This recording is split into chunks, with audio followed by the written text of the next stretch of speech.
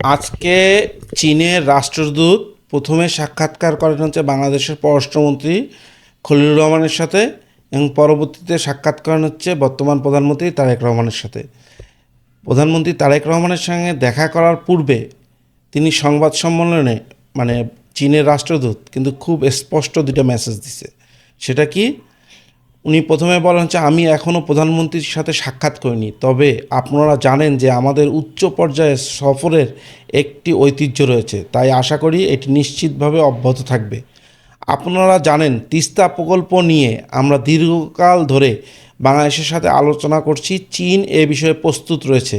আমরা নতুন সরকারের সাথে এই প্রকল্পগুলো নিয়ে কাজ করতে আগ্রহী। এটা একটা স্পষ্ট মেসেজ।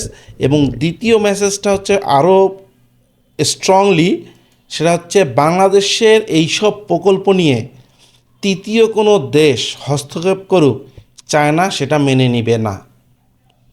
এখানে ব্যাকগ্রাউন্ডটা বলি। ব্যাকগ্রাউন্ডটা হচ্ছে দীর্ঘদিন থেকে আমাদের তিস্তার পানি আটকায় রাখে ভারত।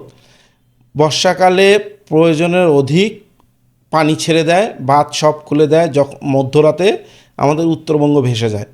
আবার খরার সময় সব গেট আটকায় রাখে তিস্তা নদীর, এবং ওই অঞ্চলটাকে একদম খরা মরুভূমিতে পরিণত করতেছে ভারত। এর থেকে উদ্ধার হওয়ার জন্য চীন দীর্ঘ 10 বছর থেকে বাংলাদেশকে প্রপোজাল দিয়ে আসতেছে যে নদী শাসন ব্যবস্থার উন্নয়ন এবং ওই অঞ্চলে আরও নদী খনন করে এবং নদীকে সুনির্দিষ্টভাবে গতিপথ নির্ধারণ করে একটা স্থায়ী সমাধানে আসা সম্ভব।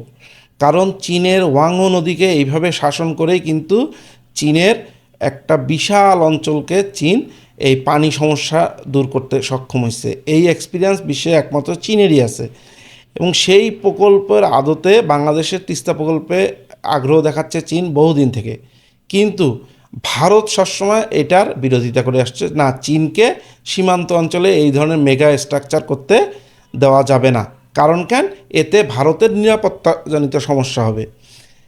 দেখেন, ভারত যদি তাদের সীমান্ত এলাকায় আমাদেরকে কোনো কাজ করতে না দেয়, বড় প্রকল্প করতে না দেয়, তাহলে বাংলাদেশের 32টা জেলার সাথে হচ্ছে ভারতের সীমান্ত। 64 জেলার মধ্যে 32টাই সীমান্তের সাথে, ভারতের সীমান্তের সাথে। তাহলে কি আমাদের এই 32টা জেলার সব কিছু হচ্ছে ভারত কর্তৃক নিয়ন্ত্রিত হবে? এবং এই অভ্যাসটা গত আওয়ামী লীগ সরকার এবং নির্লজ্জভাবে স্বয়ং শেখ হাসিনা করে গেছে। স্বয়ং শেখ হাসিনা একটা মামার বাড়ির আবদার নিয়ে হাজির হয়েছিল শেষ সময়ে। সেটা হচ্ছে কি, ভারত যেহেতু তিস্তার পানি আটকায় রাখছে, তাহলে এই প্রকল্প ভারতই করুক। মানে আশ্চর্য! আপনার বাসার সামনে একজন আপনার দেয়াল তুলে দাঁড়া করায় দিছে, আপনার যাতায়াতের সমস্যা করতেছে, অথবা আপনার পানি নিষ্কাশনের বা পানি আসার বাধা তৈরি করতেছে, আবার তাকেই আপনি দায়িত্ব দিবেন সেই সমস্যার সমাধান করতে। মানে তিস্তার পানি আটকাইছে ভারত, এখন ভারত আবার হচ্ছে বাংলাদেশের তিস্তার প্রকল্প করবে, এবং সেই টাকা বাংলাদেশের জনগণ দিবে ট্যাক্সের টাকায় ভারতকে। এখানে চীন কখনোই মেনে নেবে না, কারণ চীনের দীর্ঘদিনের স্বপ্ন এই প্রকল্পটাতে। তাদের স্ট্র্যাটেজিক কারণ থাকতে পারে, সেটা তাদের ব্যাপার।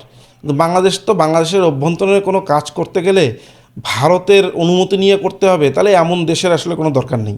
এমন দেশের প্রধানমন্ত্রীরও দরকার নেই, এমন দেশের পররাষ্ট্রমন্ত্রীরও দরকার নেই, এমন দেশের সামরিক বাহিনীরও দরকার নেই। যে সব মানতেই হয়। ভারতকে একটুক নিশ্চয়তা দিতে হবে, না, আপনাদের আমাদের ভূমি আপনাদের বিপক্ষে ব্যবহার হবে না, কিন্তু আমাদের এটা তো বেসিক নিড। আপনারা তাহলে বাঁধটা তুলে দেন, বাঁধটাই ভেঙে দেন, তাহলে তো সমস্যার সমাধান হয়ে যায়। সেটাও করবেন না, আবার এইভাবে চাপি ধরবেন, তা তো হয় না। আজকে চীন কিন্তু একদম তাদের অবস্থান স্পষ্ট করছে। শেখ হাসিনার সর্বশেষ ক্ষমতা যাওয়ার 1 মাস আগে যে চীন সফরে গেছে, ওইখানে যে চীনকে কিন্তু মানে বোঝানোর চেষ্টা করছে যে তিস্তা প্রকল্পটা ভারত করুক, চীন কিন্তু মেনে নেয়। সেই কারণে কিন্তু শেখ হাসিনাকে সফর 4 দিনের সফর 2 দিনে সংক্ষিপ্ত করে চলে আসতে হয়েছে, কারণ চীন এটা মেনে নেয়নি। আর জনাব তারেক রহমান নির্বাচনেরও পূর্বে গত 7-8 বছর থেকে কিন্তু বিভিন্নবার আমাদের উত্তরবঙ্গ নিয়ে কথা উঠলেই উনি কিন্তু বলতো যে বিএনপি ভবিষ্যতে ক্ষমতায় আসলে তিস্তা প্রকল্প বাস্তবায়ন করবে। এমনকি তার নির্বাচনী ইশতেহারে এবং নির্বাচনী জনসভাগুলোতে উত্তরবঙ্গ বিষয়ে কথা উঠলে সর্বপ্রথম বলতে হচ্ছে তিস্তা প্রকল্প করা হবে এবং চীনের মাধ্যমেই সেটা বাস্তবায়ন করা হবে। কারণ একমাত্র পৃথিবীতে চীন অলরেডি এই ধরনের প্রকল্প করছে, তাদের অভিজ্ঞতা আছে, তাদের সেই ইঞ্জিনিয়ারিং ক্যাপাসিটি আছে, টেকনিক্যাল ক্যাপাসিটি আছে।